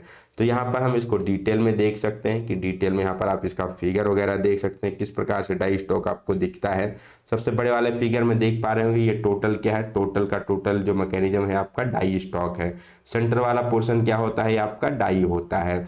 यहाँ पर कितने स्क्रू लगे होते हैं, 3 स्क्रू लगे होते हैं। 2 वाले आपके साइड स्क्रू हो गए, बीच वाला जो यहाँ पर ये आपका क्या हो गया, साइड स्क्रू हो गया, ये साइड स्क्रू हो गया और यहाँ पर जो लगा होता है इसको कहा जाता है सेंटर स्क्रू। अब सेंटर स्क्रू का प्रयोग कहाँ किया जाता है, तो ओपनिंग द डाई, डाई को ओपन करने के लिए या फिर आप कह सकते हो डेप्थ ऑफ कट को एडजस्ट करने के लिए इसका प्रयोग किया जाता है। और साइड स्क्रू का प्रयोग कहाँ किया जाता है, तो क्लोजिंग द डाई, डाई को क्लोज करने के लिए, कसने के लिए सेंटर स्क्रू का प्रयोग किया जाता है। तो आशा करते हैं आपको क्वेश्चन क्लियर हो गया होगा। नेक्स्ट क्वेश्चन की तरफ बढ़ते हैं। What is the name of element of screw thread mark x. तो यहाँ पर आपको एक स्क्रू थ्रेड का नॉमेनक्लेचर दिखाएगा और पूछा गया है एक्स से मार्क किए गए पार्ट का नाम क्या है। तो एक्स बेसिकली क्या है, यहाँ पर एक आपका थ्रेड का फ्लैंक है, दूसरा थ्रेड का फ्लैंक है। इन दोनों के बीच क्या पूछा गया है, एंगल पूछा गया। तो इसी को हम क्या कहते हैं, थ्रेड एंगल के नाम से जानते हैं। इसको हम डिटेल में देख सकते हैं। जितने भी यहाँ पर आपके पैरामीटर्स होते हैं स्क्रू थ्रेड के टर्मिनोलॉजी में, उसको 1 बाय 1 यहाँ पर हम डिस्कस करने वाले हैं। तो सबसे पहले यहाँ पर आता है क्रेस्ट। क्रेस्ट क्या होता है, the top joining, the top surface joining the 2 side of the thread. यहाँ पर जैसे कि आप देख पा रहे हैं कोई भी थ्रेड है तो जो इसकी साइडें होती हैं, ठीक है, एक आपकी ये साइड हो गई और एक ये दूसरी साइड हो गई। तो दोनों साइडें जहाँ पर आकर के मिलती हैं, जो टॉप वाली सरफेस पर मिलती हैं, इसी को क्या कहा जाता है, क्रेस्ट कहा जाता है। और यही जो 2 साइडें नीचे की ओर जहाँ पर मिलती हैं, तो जो सबसे निचली ज्वाइनिंग सरफेस होती है, बॉटम ज्वाइनिंग सरफेस होती है दोनों साइडों की, इसी को किस नाम से जानते हैं, तो इसी को हम रूट के नाम से जानते हैं। ठीक है, और ये जो दोनों सरफेस होती है, ठीक है, जैसे एक ये सरफेस हो गई, एक ये सरफेस हो गई, ठीक। तो ये जो सरफेस होते हैं इसी को इंडिविजुअली हम क्या कहते हैं, फ्लैंक के नाम से जानते हैं। सबसे ऊपर जहां पर आकर मिलती हैं क्रेस्ट कहते हैं, सबसे नीचे जहां पर जाकर मिलते हैं उसी को क्या कहते हैं, रूट कहते हैं। और इन दोनों के बीच का जो एंगल होता है इसी को क्या कहा जाता है, थ्रेड एंगल के नाम से जाना जाता है। जैसे कि यहाँ पर आपको ऊपर दिखाया गया 60 डिग्री एंगल, ये किसका हो गया, बी थ्रेड का हो गया। ठीक, तो यहाँ पर थ्रेड फ्लैंक भी हो गया आपका, थ्रेड का एंगल भी हो गया, the included angle between the flank of adjacent thread. जो थ्रेड की जो फ्लैंक होती है उसके बीच का एंगल हो गया, क्या हो गया आपका, थ्रेड एंगल हो गया। नेक्स्ट यहाँ पर डेप्थ के बारे में पूछा जा सकता है, the perpendicular distance between the root and the crest. तो यहाँ पर आपकी बन गई रूट, यहाँ पर आपकी बन गई क्रेस्ट। अब रूट और क्रेस्ट के बीच की डिस्टेंस को अगर हम परपेंडिकुलर 90 डिग्री मेजर करें तो इसी को क्या कहा जाता है, तो इसी को डेप्थ ऑफ थ्रेड के नाम से जाना जाता है। ठीक है, इसी को क्या कहते हैं, डेप्थ ऑफ थ्रेड कहते हैं। जैसे यहाँ पर आपको दिखाया गया है सिंगल डेप्थ ऑफ थ्रेड, ये आपका हो गया क्रेस्ट का पोर्शन, ये हो गया रूट का पोर्शन। इसके बीच की डिस्टेंस क्या हो गई, थ्रेड की डेप्थ यहाँ पर हो गई। नेक्स्ट बात किया जाए पिच का, तो pitch it is the distance from one point on one thread to a corresponding point to the adjacent thread measured parallel to the axis. तो अगर हम एक्सिस के पैरेलल में मेजर कर रहे हैं तो किसी भी थ्रेड पर जो आपका पहला बिंदु है और उसी आपका जो एडजेसेंट उसके अगली थ्रेड है, सेम बिंदु ले लीजिए, उन दोनों बीच की जो दूरी होगी उसी को हम क्या कहेंगे, पिच के नाम से जानेंगे। जैसे यहाँ पर आपको दिखाया गया है थ्रेड में, यहाँ पर पिच दिखाया गया है, तो यहाँ पर इसने एक पॉइंट ले लिया इस थ्रेड पर, दूसरी थ्रेड पर यहाँ पे इन्होंने सेम पॉइंट ले लिया, दोनों दूर, दोनों की डिस्टेंस के यहाँ पर नाम लिया, यहाँ पर पैरेलली मेजर कर लिया एक्सिस के, तो इसी को क्या कहा जाता है, पिच कहा जाता है। जैसे मान लीजिए ये थ्रेड हो गई आपकी थ्रेड कुछ इस प्रकार से। अब यहाँ पर हमने एक क्रेस्ट ले लिया पहले का, दूसरे का क्रेस्ट ले लिया, अब इनके दोनों के बीच की जो दूरी है यही क्या हो गई आपकी पिच ऑफ थ्रेड हो गई। या कह लीजिए मान लीजिए यहाँ पर ये रूट है, हमने एक थ्रेड की रूट ले ली, दूसरे थ्रेड की रूट ले ली, इनके बीच के डिस्टेंस को मेजर कर लिया, तो यही क्या हो गया आपका पिच हो गया। ठीक, नेक्स्ट आ गया helix angle, the angle of included of the thread to imaginary perpendicular line. तो बेसिकली यहाँ पर आपका जो आपकी ये थ्रेड है उसमें जो फ्लैंक है और उसके जो स्ट्रेट लाइन आती है, ठीक, जो आपका यहाँ पर जो है ग्रुप्स कटे होते हैं, आपका जो फ्लैंक है, ठीक, फ्लैंक हो गया, और उसके जो परपेंडिकुलर यहाँ पर जो लाइन होती स्ट्रेट परपेंडिकुलर लाइन है, तो उनके बीच जो एंगल बनता है उसी को क्या कहते हैं, हेलिक्स एंगल के नाम से जानते हैं। जैसे मान लीजिए यहाँ पर आपकी थ्रेड की जो ये फ्लैंक है कुछ इस प्रकार से झुकी हुई है एंगल पे, ठीक है, लेकिन यहाँ पर एक हम क्या ले लेते हैं, एक इमेजिनरी यहाँ पर आपकी सेंटर एक्सिस ले लेते हैं, तो इन दोनों के बीच जो एंगल बनेगा इसी को क्या कहेंगे, हेलिक्स एंगल के नाम से जानते हैं। मतलब किस एंगल पे उसके हेलिक्स को काटा गया, किस एंगल पे ग्रुप काटे गए हैं, थ्रेड काटे गए हैं, वही क्या है उसका हेलिक्स एंगल है। नेक्स्ट टर्मिनोलॉजी की बात की जाए तो यहाँ पर आता है मेजर डायमीटर और माइनर डायमीटर। नेक्स्ट अगर यहाँ पर बात की जाए मेजर डायमीटर की, कि मेजर डायमीटर क्या होता है, जिसे हम थ्रेड का बड़ा व्यास के नाम से जानते हैं, जो सबसे बड़ा व्यास होता है यही होता है। तो यहाँ पर आप सबसे पहले देख सकते हैं यहाँ पर आपकी एक क्रेस्ट दी गई है और यहाँ पर नीचे की आपकी क्रेस्ट है, इन दोनों के बीच की अगर डिस्टेंस को मेजर कर लिया जाए तो ये क्या हो जाएगा, major diameter, means crest to crest हो गया। नीचे यहाँ पर रूट हो जाती है, ठीक है, तो नीचे जो रूट को छूती हुई एक सरफेस हो जाए, ठीक, यहाँ पर जो रूट है इसको छूती हुई एक यहाँ पर लाइन ड्रॉ कर दी जाए, और यहाँ भी रूट को छूता हुआ एक लाइन ड्रॉ कर दिया जाए, तो दोनों के बीच की जो यहाँ पर डिस्टेंस हो जाएगी यही क्या हो जाएगी, माइनर डायमीटर हो जाएगी। क्रेस्ट और रूट के बीच यहाँ पर एक इमेजिनरी लाइन ड्रॉ कर ली जाती है, तो दोनों इमेजिनरी लाइन, दोनों इमेजिनरी सर्कल के बीच की जो डिस्टेंस होती है इसी को क्या कहते हैं, हम पिच डायमीटर के नाम से जानते हैं। अब इसको हम किस प्रकार से डिफाइन करते हैं, तो बेसिकली जब हम बात करते हैं मेजर डायमीटर की, तो मेजर डायमीटर क्या होता है, in the case of external thread, अगर हम बात करें एक्सटर्नल थ्रेड की कंडीशन में, जब भी आपका बाहरी थ्रेड की कंडीशन में, तो बाहरी थ्रेड की कंडीशन में थ्रेड काटने से पहले जो हमारा शाफ्ट है उस शाफ्ट की जो मशीनिंग करके जो डायमीटर रेडी किया जाता है, जिसे आप ब्लैंक डायमीटर के नाम से जानते हैं, तो उस ब्लैंक डायमीटर को ही क्या कहा जाता है, थ्रेड का यहाँ पर मेजर डायमीटर कहा जाता है। और अगर बात किया जाए in the case of internal thread, तो इंटरनल थ्रेड के कंडीशन में जब पूरी थ्रेड कट जाती है, आंतरिक थ्रेड के कंडीशन में जब पूरी थ्रेड कट जाती है उसके बाद जो यहाँ पर डायमीटर प्राप्त होता है तो उसको क्या कहा जाता है, मेजर डायमीटर कहते हैं। तो एक्सटर्नल थ्रेड, बाहरी थ्रेड में थ्रेड काटने से पहले जो शाफ्ट का व्यास है वही मेजर डायमीटर है। इंटरनल थ्रेड में थ्रेड कटने के बाद जो वहां पर डायमीटर प्राप्त होता है वो क्या होता है, मेजर डायमीटर होता है। और थ्रेड को या फिर स्क्रू को किसके द्वारा डिनोट किया जाता है, तो मेजर डायमीटर के द्वारा ही साइज को दर्शाया जाता है। माइनर डायमीटर की बात की जाए तो एक्सटर्नल थ्रेड की कंडीशन में, बाहरी थ्रेड की कंडीशन में जब हम पूरे रूप से थ्रेड को काट लेते हैं शाफ्ट पर तो जो डायमीटर प्राप्त होता है वो क्या होता है, माइनर डायमीटर होता है। एक्सटर्नल थ्रेड की कंडीशन में क्या हो गया, जब पूरी थ्रेड कट गई।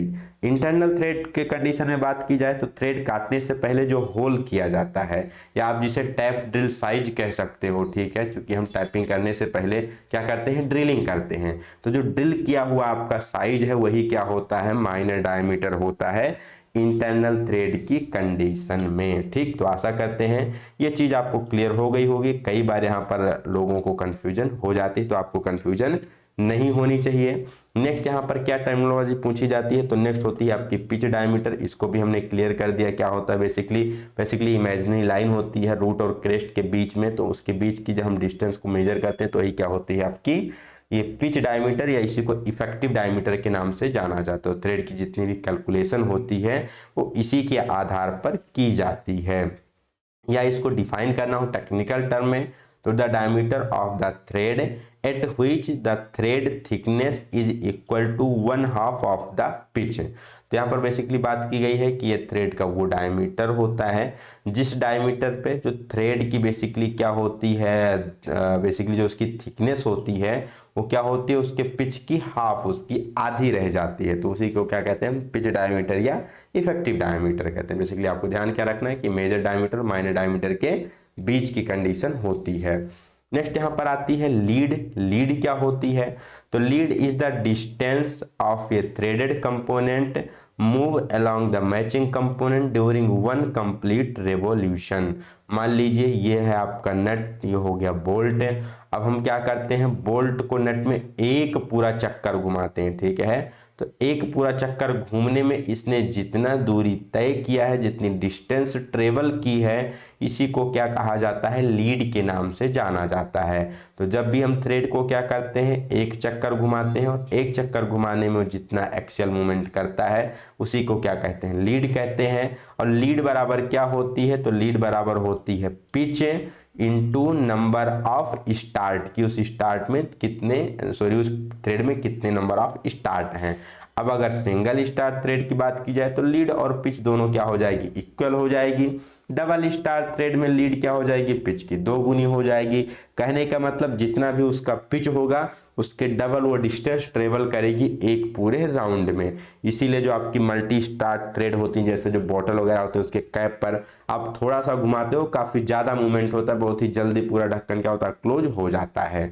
नेक्स्ट यहाँ पर बात की जाती है type of thread according to hand के अनुसार, राइट हैंड थ्रेड या फिर लेफ्ट हैंड थ्रेड। तो ये डिपेंड करती है कि वो किस डायरेक्शन में टर्न करने पर आपकी क्लोज होती है या फिर आगे बढ़ती है, ठीक है। तो जो राइट हैंड थ्रेड है वो क्या होगी, जब आप उसको क्लॉकवाइज घुमाओगे तो वो आगे की तरफ बढ़ेगी। जैसे यहाँ पर पहले वाले आपको फिगर में दिखाया गया है, ये आपके यहाँ पर राइट हैंड थ्रेड दिखाई गई है। इसको जब हम क्या करते हैं, क्लॉकवाइज डायरेक्शन में घड़ी के घूमने की दिशा में घुमाते हैं तो ये क्या करती है, आगे की तरफ बढ़ती है, कह सकते हो कस जाती है। तो इसे क्या कहते हैं, राइट हैंड थ्रेड के नाम से जानते हैं। और लेफ्ट हैंड थ्रेड क्या होती है, ये इसके जस्ट अपोजिट होती है। जब इसको एंटी क्लॉकवाइज डायरेक्शन में घुमाया जाता है तभी आगे की तरफ बढ़ती है और कसती है। तो इसको क्या कहते हैं, लेफ्ट हैंड थ्रेड के नाम से जानते हैं। तो ये भी 2 थ्रेड होती हैं अकॉर्डिंग टू किसके अनुसार, हैंड के अनुसार। ये भी आपको क्लियर होना चाहिए। क्वेश्चन में हमारे क्या पूछा गया था, तो क्वेश्चन में पूछा गया था लीड के बारे में पूछा गया था कि बेसिकली यहाँ क्वेश्चन में हमारे थ्रेड एंगल के बारे में पूछा गया था, ठीक है। तो आपका पहले ही क्लियर हो चुका था। चलते हैं नेक्स्ट क्वेश्चन की तरफ। हाँ, लीड का क्वेश्चन यहाँ पर नेक्स्ट क्वेश्चन में आपसे पूछा गया है। Which term describe the axial movement of screw in one complete turn?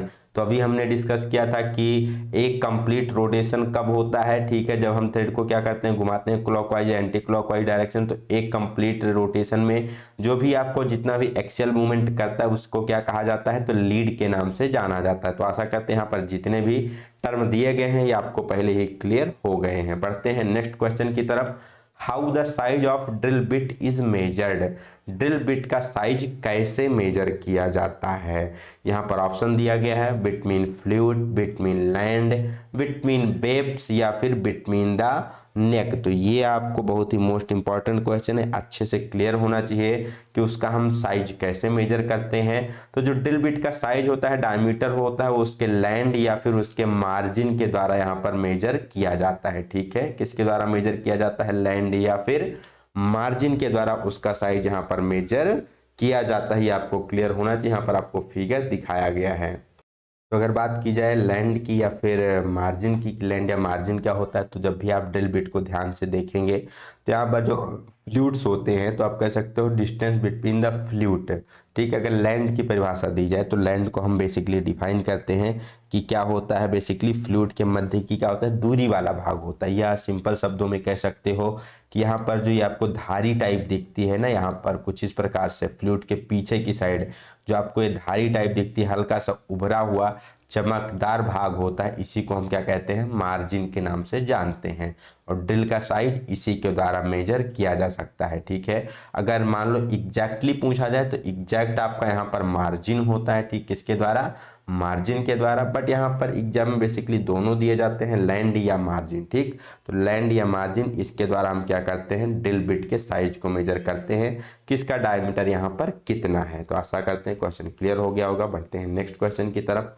What is the helix angle of general purpose drill, जो सामान्य कार्यों के लिए ड्रिल प्रयोग की जाती है उसका हेलिक्स एंगल कितना होता है, यहाँ पर पूछा गया है। तो इसका हेलिक्स एंगल कितना होता है, 27.5 डिग्री, 27.5 डिग्री होता है नॉर्मल पर्पज के लिए। हार्ड मटेरियल के लिए ज़्यादा होता है, सॉफ्ट मटेरियल के लिए, सॉरी, हार्ड मटेरियल के लिए कम होता है और सॉफ्ट मटेरियल के लिए थोड़ा ज़्यादा होता है। नॉर्मल पर्पज के लिए कितना होता है, 27.5 डिग्री होता है। 118 डिग्री क्या होता है, तो ये ड्रिल का पॉइंट एंगल होता है। ठीक है, जो उसका कटिंग कोण होता है सामान्य पर्पज के लिए।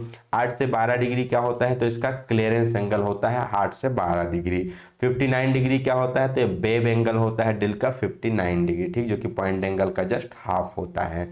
हेलिक्स एंगल को हम डिटेल में समझ लेते हैं। तो बेसिकली जब ड्रिल को मैन्युफैक्चर किया जाता है तो ड्रिल को मैन्युफैक्चर करते समय उसके फ्लूइड्स को बेसिकली, ठीक, उसके फ्लूइड जो यहाँ पर कटे होते हैं किस एंगल पर उसको काटा जा सकता है, ठीक है, कितने एंगल पर उसको काटा गया है फ्लूइड को, तो वही क्या होता है, उसके हेलिक्स का एंगल होता है। ठीक है, अब इसको यहाँ पर एक क्वेश्चन और एग्जाम में पूछा जा सकता है, ड्रिल का कौन सा ऐसा एंगल है जिसको ग्राइंडिंग के बाद चेंज नहीं कर सकते, तो आपका फ्लूइड एंगल या फिर हेलिक्स एंगल होता है। क्योंकि एक बार मैन्युफैक्चरिंग करते समय हमने ड्रिल बिट के फ्लूइड को जिस एंगल पे कर दिया है वही होगा, उसको बाद में यहाँ पर चेंज नहीं किया जा सकता है। तो यहाँ पर बात किया जाए कि जो नॉर्मल स्टैंडर्ड पर्पज के लिए कितना होता है, तो 1.5 डिग्री मीन्स 27.5 डिग्री हो गया। नॉर्मल के लिए किसके लिए प्रयोग किया जाता है, तो माइल्ड स्टील और कास्ट आयरन के लिए प्रयोग किया जाता है। यहाँ पर साधारण वाला हेलिक्स एंगल जो हो गया 27.5 डिग्री। दूसरा यहाँ पर होता है स्लो हेलिक्स एंगल। ठीक है, जो स्लो हेलिक्स एंगल बात की जाए, जो बेसिकली कह सकते हैं यहाँ पर, जैसे सबसे पहले यहाँ पर फिगर नंबर ए दिखाया गया है, ये आपका क्या है, एक स्टैंडर्ड है। ठीक है, एक नॉर्मल एंगल है, ठीक, 27.5 डिग्री का। दूसरा यहाँ पर स्लो हेलिक्स एंगल है। ठीक है, बहुत ही हेलिक्स एंगल इसका कम है, हेलिक्स बहुत ही कम है, काफी लंबा टर्न, जैसे एक हो गया आपका ये नॉर्मल टर्न पे घुमाया गया। ठीक है, दूसरा हो गया कि यहाँ पर काफी लंबे टर्न पर कुछ इस प्रकार से घुमाया गया, तो इसको कहते हैं हम slow helix angle. Slow helix angle को बेसिकली हम सॉफ्ट मटेरियल पर यूज करते हैं, जैसे ब्रास हो गया, गन मेटल हो गया, फास्फर ब्रॉन्ज हो गया, प्लास्टिक हो गया। अभी आपका बेसिकली नॉर्मली 10 से 12 डिग्री के बीच में ये एंगल होता है। क्विक हेलिक्स एंगल मतलब ये बहुत ज्यादा जल्दी जल्दी यहाँ पर एंगल होगा। ठीक है, इसमें बहुत ज्यादा जल्दी जल्दी कुछ इस प्रकार से होगा हेलिक्स। इसका प्रयोग कहाँ किया जाता है, तो इसका प्रयोग किया जाता है, सॉरी फॉर द मिस्टेक, यहाँ पर जो आपकी स्लो हेलिक्स एंगल वाली ड्रिल थी, स्लो हेलिक्स एंगल का प्रयोग कहाँ करते हैं, तो आपका ब्रास हो गया, गन मेटल हो गया, फास्फर ब्रॉन्ज हो गया, प्लास्टिक हो गया, और यहाँ पर कुछ हार्ड मेटल के लिए भी हम इसका प्रयोग करते हैं स्लो हेलिक्स एंगल का। ठीक है, अब यहाँ पर जो आपकी क्विक हेलिक्स एंगल वाली होती है, क्विक हेलिक्स एंगल का प्रयोग किया जाता है कॉपर, एल्यूमिनियम और सॉफ्ट मटेरियल, जो कि यहाँ पर आपकी, जो कि बेसिकली कह सकते हैं काफी नरम धातुएं होती हैं, उसके लिए प्रयोग किया जाता है क्विक हेलिक्स एंगल, जो कि यहाँ पर फिगर नंबर आपको किस में दिखाया गया है, तीसरे में दिखाया गया है। तो पहले में यहाँ पर स्टैंडर्ड हो गया 27.5 डिग्री प्रयोग करेंगे कास्ट आयरन माइल्ड स्टील के लिए। दूसरा यहाँ पर क्विक हेलिक्स एंगल हो गया, सॉरी स्लो हेलिक्स एंगल हो गया, तो इसका प्रयोग किया जाएगा brass, gun metal, phosphor, bronze, plastic के लिए। तीसरा क्विक हेलिक्स एंगल हो गया, इसका प्रयोग किया जाएगा एल्युमिनियम, कॉपर और अन्य नरम धातुओं के लिए प्रयोग किया जाता है। नेक्स्ट क्वेश्चन की बात की जाए, what is the name of the tool. यहाँ पर एक टूल दिखाया गया है, पूछा गया है क्या नाम है, तो बेसिकली एक काउंटर सिंकिंग का टूल दिया गया है। काउंटर सिंकिंग क्या होती है, तो जब भी पहले से ड्रिल किए गए होल को कुछ एक निश्चित लंबाई तक क्या करना होता है, आपको बढ़ाना होता है। जैसे पहले से किया गया ड्रिल होल है, इसके डायमीटर को कुछ एक निश्चित लंबाई तक हमें क्या करना है, इंक्रीज करना है, तो इसी को काउंटर बोरिंग के नाम से जानते हैं। और काउंटर सिंकिंग क्या होता है, किसी भी ड्रिल किए गए होल का जो यहाँ पर अंतिम सिरा होता है, इसको बेबल करना क्या होता है, काउंटर सिंकिंग कहलाता है। तो ये आपका क्या है, एक काउंटर सिंक टूल दिया गया है, और नीचे यहाँ पर इसमें एक पायलट जोड़ दिया गया है। इस पायलट का काम क्या होता है कि जिस भी होल में हमें काउंटर सिंकिंग करनी होती है उसके साथ ही प्रॉपर अलाइनमेंट का काम करता है। तो इसका नाम क्या हो जाएगा, काउंटर सिंक विथ पायलट। इसको भी हम डिटेल में देख लेते हैं। तो यहाँ पर आपको इसका क्लियर फिगर दिखाया गया है। यहाँ पर इसका काम क्या होता है काउंटर सिंक विथ पायलट का, तो बेसिकली आपको क्या करता है, जब भी जिस भी होल में हमें काउंटर सिंकिंग करनी है तो उसके साथ काफ़ी अच्छा क्या कर सकता है, कंसंट्रिसिटी के साथ उसको गाइड करने का काम करता है, होल के साथ अलाइन करने का काम करता है ये पायलट। ठीक, और ये पायलट जो होते हैं आपके इंटरचेंजेबल होते हैं, कई सारे डिफरेंट साइज में ये आते हैं। नेक्स्ट क्वेश्चन की बात की जाए, which part of reamer is designed for the removal of chips. Reamer का कौन सा भाग होता है जिसका प्रयोग चिप्स को रिमूव करने के लिए प्रयोग किया जाता है। तो चाहे ड्रिल हो, चाहे रीमर हो, या फिर आपके टैप्स हो, चिप्स को रिमूव करने के लिए किस पार्ट का प्रयोग किया जाएगा। तो चिप्स को रिमूव करना हो, या कूलेंट को कटिंग एज तक पहुंचाना हो, हीट को रिमूव करना हो, तो इन सभी में किसका काम होता है, तो ये फ्लूइड होती है। ठीक, तो किसका प्रयोग किया जाता है, फ्लूइड्स का प्रयोग यहाँ पर किया जाता है। तो यहाँ पर दो रीमर दिखाए गए हैं, एक हैंड रीमर है, ठीक है यहाँ पर, और ये मशीन रीमर है, और यहाँ पर क्या है, हैंड रीमर है। दोनों रीमर दिखाएंगे, इसमें यहाँ पर आपको फ्लूइड्स दिखाई गए हैं बॉडी में, जो ग्रुप्स होते हैं इसी को हम क्या कहते हैं, फ्लूइड्स कहते हैं। इसका काम क्या होता है, तो सबसे पहला काम होता है, जो प्राइमरी काम होता है कि एक कटिंग एजेस का निर्माण करती हैं, साथ ही साथ चिप्स को बाहर निकालने का काम करती हैं, और जो भी कटिंग फ्लूइड हम यूज कर रहे हैं उसको कटिंग एज तक पहुंचाती हैं, हीट को भी रिलीज करने का काम करती हैं फ्लूइड से। Next question, what is the purpose of type S twist drill. तो यहाँ पर जो यस टाइप ट्विस्ट ड्रिल होती है इसका प्रयोग किसके लिए किया जाता है, तो नाम से स्पष्ट है यस। बेसिकली अभी हमने हेलिक्स एंगल डिस्कस किया था, तो इसके डिफरेंट टाइप ऑफ हैं, एस, एन, एच।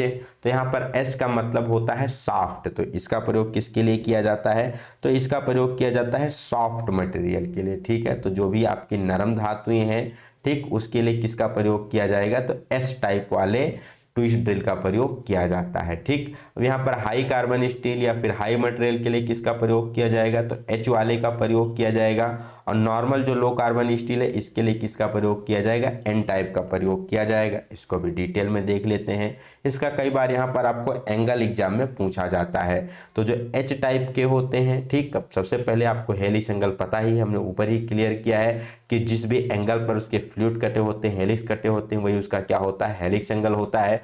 कई बार पूछा जाता है हेलिक्स एंगल को किसके द्वारा डिटरमाइन किया जाता है, तो ये भी आपको याद होना चाहिए, रैक एंगल के द्वारा इसको डिटरमाइन किया जाता है। अब helix angle according to material के अनुसार वेरी करते हैं, किस प्रकार का मटेरियल आपको ड्रिल करना है उस अनुसार के यहाँ पर आपको ट्विस्ट हेलिक्स एंगल वाले ट्विस्ट ड्रिल का यहाँ पर प्रयोग करना होता है। जैसे यहाँ पर सबसे पहले दिखाया गया एच टाइप। एच का मतलब क्या होता है, हार्ड मटेरियल की अगर आपको ड्रिलिंग करनी है या फिर टेनासियस तन्य मटेरियल की ड्रिलिंग करनी है तो उसके लिए यहाँ पर एच वाले, ठीक है, टाइप एच वाले हेलिक्स एंगल वाले ड्रिल का प्रयोग किया जाता है। बेसिकली क्या होता है, काफ़ी स्लो हेलिक्स एंगल वाला ड्रिल बिट होता है जिसका एंगल बहुत ही कम होता है, 10 से लेकर 13 डिग्री के बीच में इसका एंगल होता है।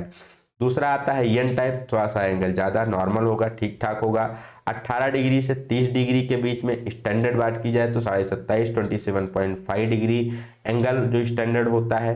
अब एन टाइप वाला किसके लिए प्रयोग किया जाता है, तो बेसिकली नॉर्मल प्रयोग के लिए, जैसे कि यहाँ पर आपका माइल्ड स्टील हो गया, कास्ट आयरन हो गया, तो इसके लिए नॉर्मल यूज के लिए एन टाइप वाले ड्रिल का प्रयोग किया जाता है। तीसरा आता है यस टाइप, एस से स्पष्ट होता है क्या है, सॉफ्ट, तो इसका प्रयोग सॉफ्ट और टफ मटेरियल के लिए किया जाता है। इसका एंगल कितना होता है, तो ये क्या होती है आपकी क्विक्स हेलिक्स ड्रिल होती है, 35 से लेकर के 40 डिग्री इसका क्या होता है, हेलिक्स का एंगल होता है। ठीक, तो यहाँ पर देख सकते हैं एन वाले में काफ़ी कम यहाँ पर टर्न होते हैं, सॉरी एच वाले में काफ़ी कम टर्न होते हैं, एन में थोड़े से ज़्यादा टर्न होते हैं, और इसमें बहुत ही ज़्यादा यहाँ पर इसमें टर्निंग होती है, बहुत ही ज़्यादा यहाँ पर क्विक हेलिक्स वाले आपके ड्रिल होते हैं। एच टाइप का प्रयोग हार्ड के लिए 10 से 13 डिग्री, एन का प्रयोग नॉर्मल 18 से 30, 35 से 40 होता है यस, जिसका हम सॉफ्ट मटेरियल के लिए प्रयोग करते हैं। स्टैंडर्ड एंगल कितना हो गया, 27.5 degree. Next question, what is the reason for rough hole in the drilling, तो ड्रिलिंग करते समय रफ होल क्यों आता है, तो बेसिकली रफ होल तभी बनेगा जब उसका जो पॉइंट एंगल है या कटिंग है वो बेसिकली क्या है, शार्प नहीं है, ब्लंट है, तो उस केस में यहाँ पर आपका जो होल होगा ये कैसा देखने को मिलेगा, तो ये रफ होल यहाँ पर देखने को मिलता है। या फिर यहाँ पर और कोई भी रीजन, जैसे मान लीजिए अगर फीड क्या कर देते हैं हम, काफ़ी ज़्यादा कर देते हैं और कूलेंट सही से प्रयोग नहीं करते हैं, तो उस कंडीशन में भी कई बार यहाँ पर आपकी चैटरिंग होती है और होल रफ देखने को मिलता है। बट इस पर ऑप्शन के अनुसार इसका क्या हो जाएगा, drill cutting edge are not sharp, जो ड्रिल की कटिंग एज है वो शार्प नहीं है, तो यहाँ पर जो होल होगा वो कैसा होगा, रफ होगा कुछ। और यहाँ पर जो रीजन आपके एग्जाम में दिए जाते हैं उसको भी देख लेते हैं। सबसे पहला रीजन जो एग्जाम में दिया जाता है कि feed rate is too much, जब फीड काफ़ी अधिक हो जाती है तो रफ होल जाहिर सी बात वहाँ पर देखने को मिलता है। दूसरा हो गया ड्रिल की कटिंग एज शार्प नहीं है, कटिंग एज ब्लंट है, तो भी रफ होल देखने को मिलेगा।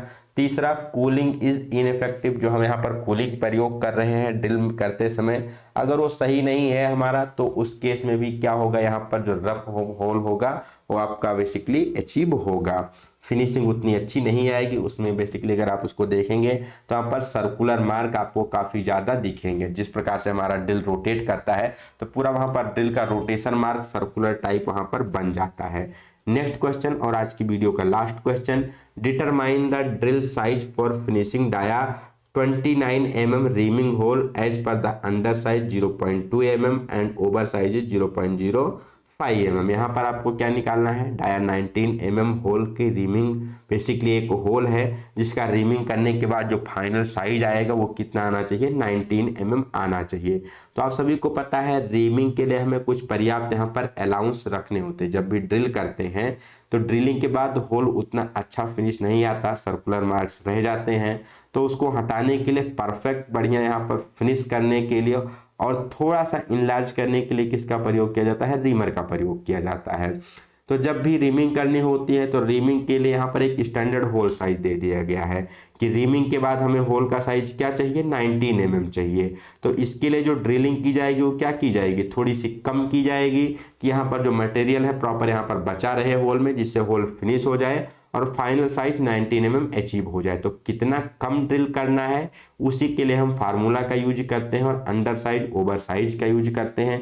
पूरा कैलकुलेशन यहाँ पर देख लेते हैं कि किस प्रकार से इसको कैलकुलेट किया जाता है। तो इसमें दो चीज मेजर मैटर करती हैं। सबसे पहले यहाँ पर आपको फार्मूला पता होना चाहिए कि फार्मूला क्या होता है, तो इसका फार्मूला होता है ड्रिल साइज बराबर रीमर का साइज यहाँ पर जो दिया जाता है minus under size plus over size. Under size क्या होता है, बेसिकली अंडर साइज यहाँ पर आपको दिया जाता है एज पर चार्ट के अनुसार, एक चार्ट होता है जिसके अनुसार यहाँ पर आपको अंडर साइज निकालना होता है, या क्वेश्चन में कई बार यहाँ पर अंडर साइज दिया जाता है।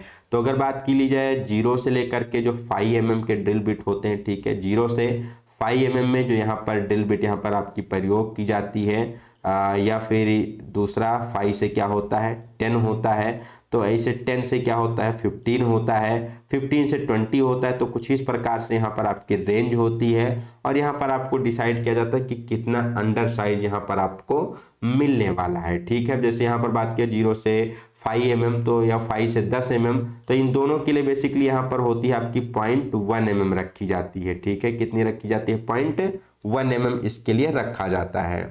दूसरा यहाँ पर आ गया 10 से 15, तो यहाँ पर 0.2 से 0.3 mm रखा जाता है, तो ये आपको एग्जाम में दिया जाएगा। ठीक है, नॉर्मली अगर 0 से 5 तक है तो 0.1 ले लीजिए, 5 से 10 है तो 0.2 ले लीजिए, 10 से 15 है तो 0.3 ले लीजिए। कुछ इस प्रकार से स्टैंडर्ड होता है, बट अगर आपको एग्जाम में दे दिया गया है वैल्यू तो आप उसके अनुसार जा सकते हैं।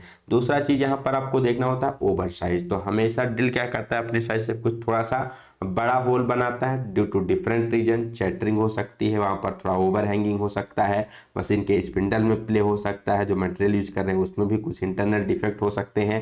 तो इन सारे रीजन की वजह से यहाँ पर जो साइज होता है थोड़ा सा ओवर साइज प्राप्त होता है, और ये हमेशा ड्रिल के लिए फिक्स रखा जाता है 0.05 mm। इसका ओवर साइज हमेशा फिक्स रखा जाता है। तो हम कैलकुलेट कर लेते हैं टाइम ज़्यादा ना वेस्ट करते हुए। फार्मूला क्या है, ड्रिल साइज बराबर reamer size minus under size plus over size. यहाँ पर आपको ड्रिल का रीमर साइज कितना दिया गया है, 19 mm दिया गया, हमने 19 mm रख दिया, माइनस ओवर साइज भी आपको पता है एज पर चार्ट के अनुसार और क्वेश्चन में दिया गया है, अंडर साइज भी दिया गया। अंडर साइज 0.2 mm हो गया, ओवर साइज 0.05 mm हो गया। इस दोनों को ऐड किए तो 0.25 mm हो गया। 19 में से हमने माइनस कर दिया तो उत्तर क्या आ गया, 18.75 mm निकल के आ गया। तो यही क्या हो जाएगा, ड्रिल का हमारा डाया 19 mm के लिए। अगर बात कर ली जाए कि कितना हो जाएगा यहाँ पर डाया 19 mm रीमिंग होल के लिए जो ड्रिल साइज है, तो कितना हो जाएगा, 18.75 mm हो जाएगा। ऑप्शन नंबर ये यहाँ से आपका क्या हो जाएगा, करेक्ट आंसर निकल के आ जाएगा। तो ये थी आज की वीडियो जिसमें हमने 20 क्वेश्चन डिस्कस किया, उससे रिलेटेड यहाँ पर कंसेप्ट को डिस्कस किए। आशा करते हैं वीडियो आपको अच्छी लगी होगी, पसंद आ रही होगी। कोई डाउट है अगर आपका तो कमेंट सेक्शन में पूछ सकते हैं, या फिर डिस्क्रिप्शन में टेलीग्राम ग्रुप का लिंक दिया गया, उसको भी ज्वाइन करके आप अपने डाउट्स को वहाँ पर पूछ सकते हैं। इस क्लास की पीडीएफ को प्राप्त कर सकते हैं, और जो प्रीवियस क्लास है उसकी भी पीडीएफ को प्राप्त कर सकते हैं। अगर आप ITI से हैं, टर्नर फिटर मशीनिस्ट से हैं, और किसी भी गवर्नमेंट एग्जाम की प्रिपरेशन कर रहे हैं, तो आज ही हमारे चैनल को लाइक, शेयर और सब्सक्राइब करिए। अपनी कैरियर जर्नी में इसको जोड़िए, जिससे कि आपको जल्द से जल्द सफलता मिल सके। वीडियो अच्छी लगी होगी तो अपने फ्रेंड के बीच भी शेयर कीजिएगा, जिससे उनको भी इसका बेनिफिट मिल सके। इस वीडियो को देखने के लिए आप लोगों का बहुत बहुत धन्यवाद। ऐसे ही नॉलेजेबल वीडियो को पाने के लिए जुड़े रहें हमारे साथ, चैनल को सब्सक्राइब करना ना भूलें। मिलते हैं अगले वीडियो में नई जानकारी के साथ, तब तक के लिए have a good day, best of luck, bye bye.